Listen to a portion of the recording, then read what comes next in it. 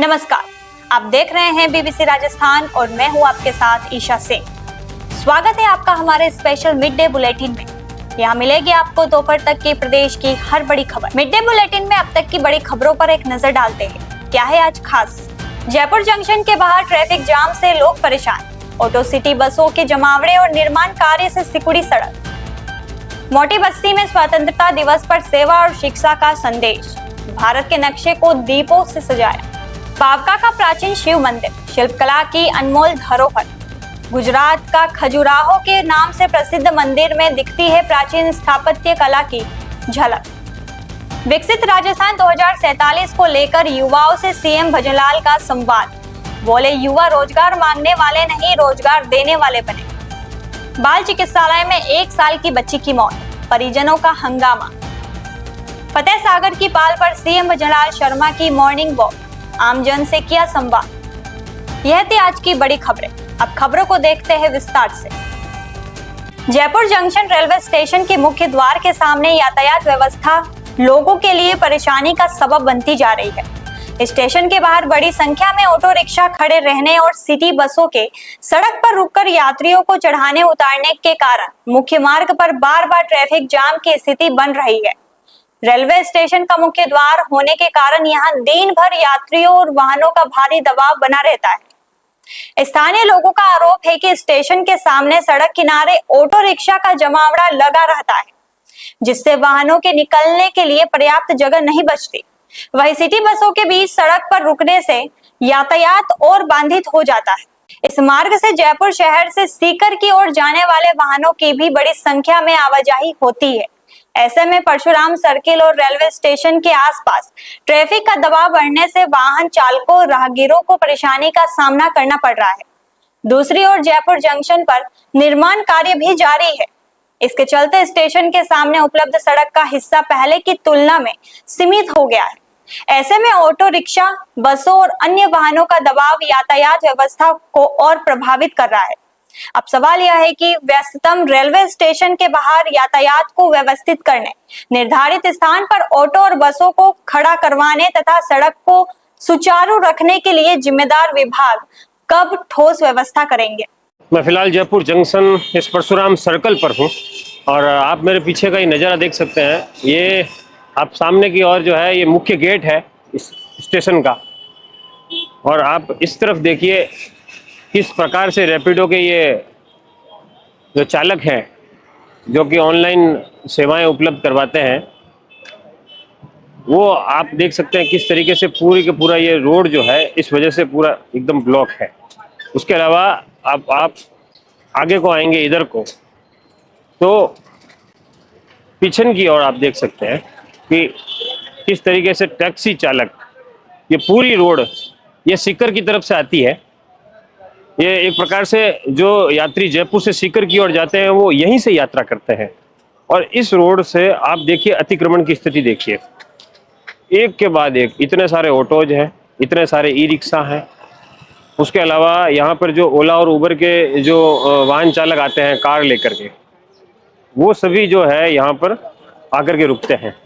और आगे की ओर जो है रोड संकरी है, लेकिन यहाँ आकर के चौड़ी है। लेकिन आप स्थिति देख सकते हैं, ऑटो और उबर चालकों के लिए ये जो बैरिकेडिंग की गई है पुलिस की ओर से, निगम की ओर से, इस बैरिकेडिंग के उस तरफ खड़े होने का सिस्टम है, नियम है। लेकिन आप स्थिति देखिए कि पूरी की पूरी रोड जो है ब्लॉक हो जाती है। आज तो छुट्टी का दिन है और इसलिए जो है यहाँ पर इस प्रकार के हालात नहीं है, वरना स्थितियाँ जो है बद से बदतर इन दिनों के अंदर, आम दिनों में।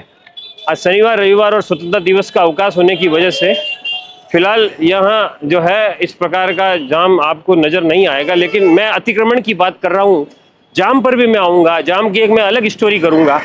लेकिन आप अतिक्रमण की स्थिति देखिए कि किस तरीके का अतिक्रमण, ये जितनी कार्ट यहाँ पर खड़ी रहती है, आप ये देखिए कार्ट की स्थिति क्या है। सड़क, ये अन्नपूर्णा रसोई का एक यहाँ पर आउटलेट्स है, उसके पास एक मंदिर है, मंदिर के पास थाना है।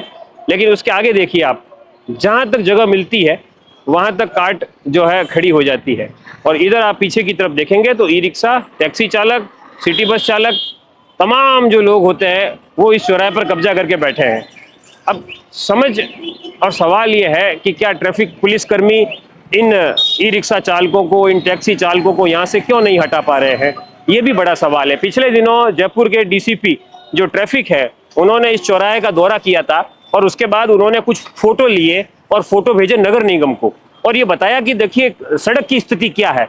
लेकिन मैं आपको बता दूं, नगर निगम का काम भले ही सड़कें सुधारने का है, लेकिन ट्रैफिक व्यवस्था की स्थिति सुधारने का काम ट्रैफिक पुलिस का है। और जब तक पुलिस यहाँ खड़े होने वाले ई रिक्शा चालकों को, ऑटो चालकों को नहीं हटाएगी, तब तक इस चौराहे की स्थिति कभी भी सुधरने वाली नहीं है। मैं आपको बता दूं, आम दिनों में सीकर की तरफ से जो आने वाले वाहन है, करीब करीब 10 से 15 मिनट केवल इस सड़क को पार करने में निकल जाता है, कम से कम 10 से 15 मिनट। क्यों?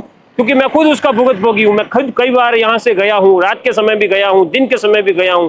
तो तमाम जो स्थितियां हैं, जो लोग हैं, वो यहाँ पर परेशान होते हैं, उनको यहाँ कई सारी दिक्कतें होती है।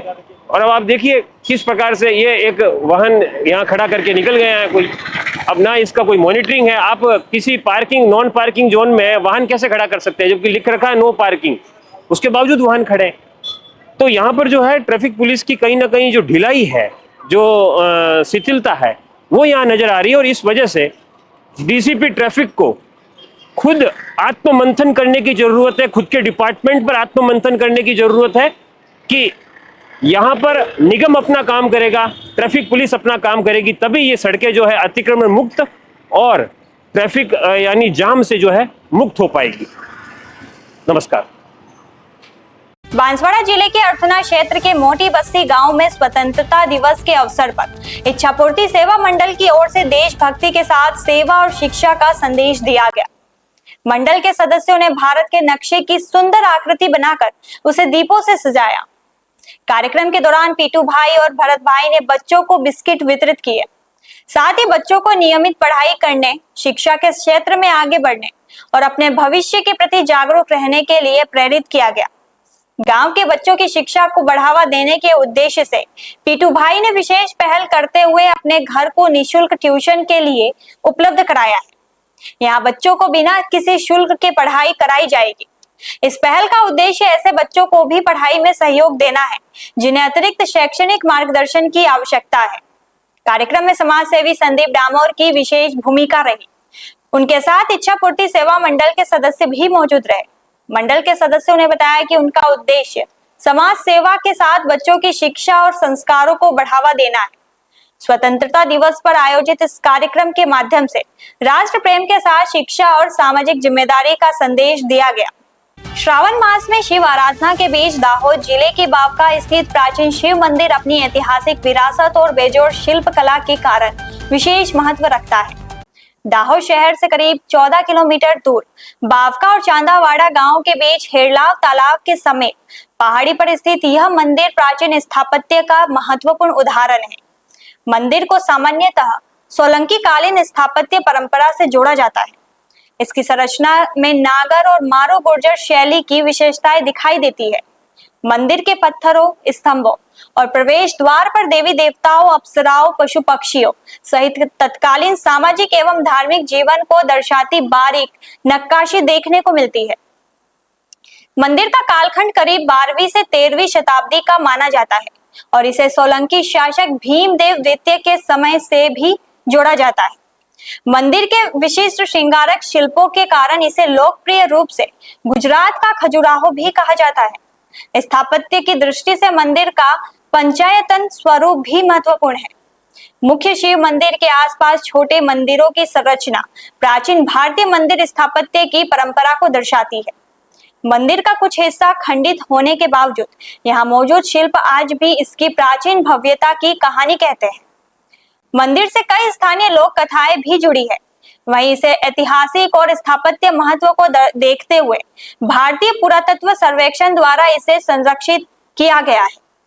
आज बावका शिव मंदिर धार्मिक आस्था के साथ दाहोद के ऐतिहासिक पर्यटन का भी महत्वपूर्ण केंद्र है।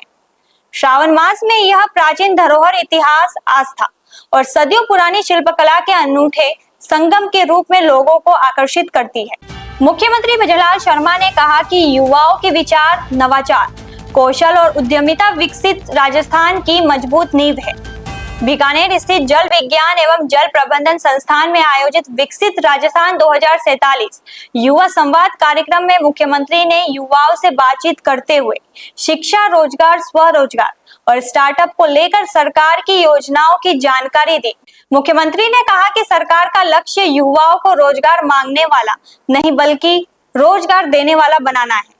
इसके लिए राजस्थान युवा नीति सहित विभिन्न नीतियों के माध्यम से स्टार्टअप और स्वरोजगार को बढ़ावा दिया जा रहा है। प्रत्येक ग्राम पंचायत में अटल ज्ञान केंद्र स्थापित करने की दिशा में भी काम किया जा रहा है, जहां लाइब्रेरी, ई लाइब्रेरी और ई मित्र जैसी सुविधाएं उपलब्ध कराने की योजना है।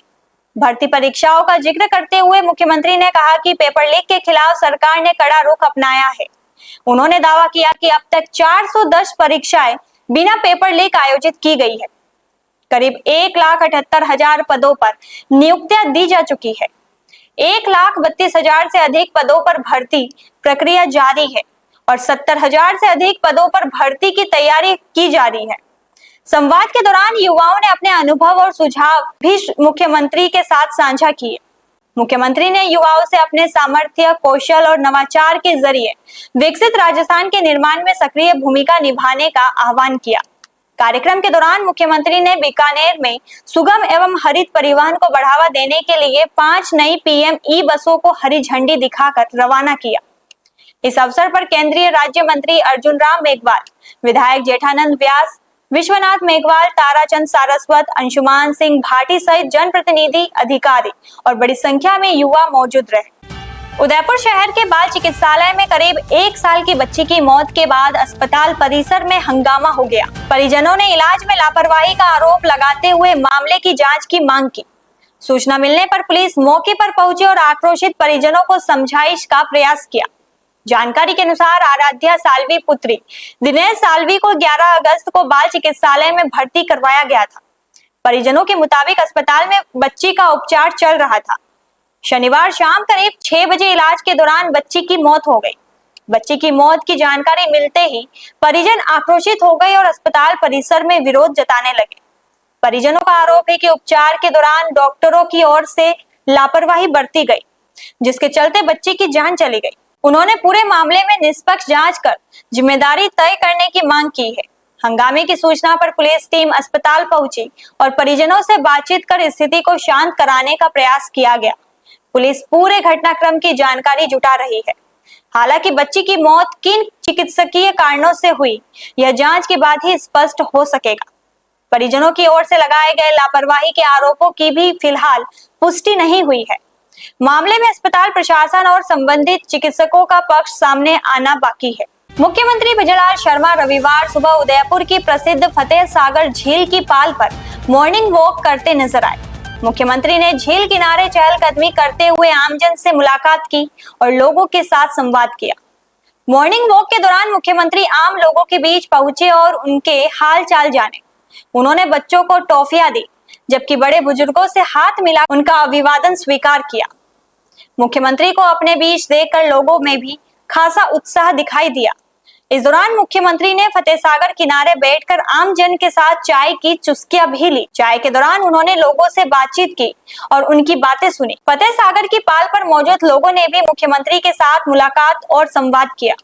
मुख्यमंत्री के साथ कैबिनेट मंत्री बाबूलाल खराड़ी, सांसद डॉक्टर मन्ना लाल रावत, विधायक फूल सिंह मीणा और उदयलाल डांगे सहित कई जनप्रतिनिधि मौजूद रहे। वहीं पूर्व डिप्टी मेयर पारस सिंघवी, भाजपा शहर जिला अध्यक्ष गजपाल सिंह, देहात जिला अध्यक्ष पुष्कर टेली, देवीलाल साल्वी और दीपक शर्मा सहित अन्य कार्यकर्ता भी इस दौरान मुख्यमंत्री के साथ रहे। फतेह सागर झील के खूबसूरत माहौल के बीच मुख्यमंत्री का मॉर्निंग वॉक के दौरान आम जन से मिलना और चाय पर संवाद करना लोगों के बीच आकर्षण का केंद्र रहा।